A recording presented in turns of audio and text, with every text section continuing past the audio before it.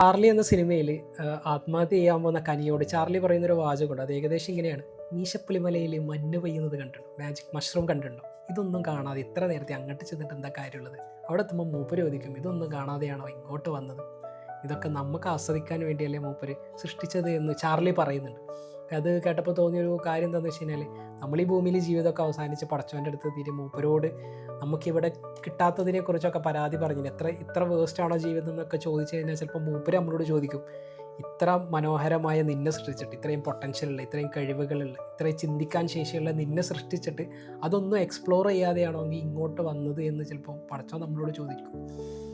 എനിക്ക് തോന്നുന്നു നമുക്ക് എത്രത്തോളം അനുഗ്രഹങ്ങളുണ്ട്, അല്ലെങ്കിൽ നമുക്ക് എത്രത്തോളം കഴിവുകളുണ്ട് എന്നുള്ളത് നമ്മൾ സ്വയം നമ്മളിൽ തന്നെ എക്സ്പ്ലോർ ചെയ്ത് നമുക്ക് മനസ്സിലാവും. അത് നമുക്ക് മനസ്സിലാവാത്തത് നമ്മളെക്കാൾ മുകളിലുള്ളവരോട് നമ്മളെ കമ്പയർ ചെയ്യുന്നതുകൊണ്ടാണ്. ഒന്ന് താഴെയുള്ള മനുഷ്യരോട് കമ്പയർ ചെയ്ത് നോക്കിയാൽ നമുക്ക് മനസ്സിലാവും നമുക്ക് എത്രത്തോളം അനുഗ്രഹങ്ങളുണ്ട് എന്നുള്ളത്. സ്വയം ഒന്ന് എക്സ്പ്ലോർ ചെയ്യുക എന്നുള്ളതാണ്. Thank you so much. Keep smiling by heart, not only by lips.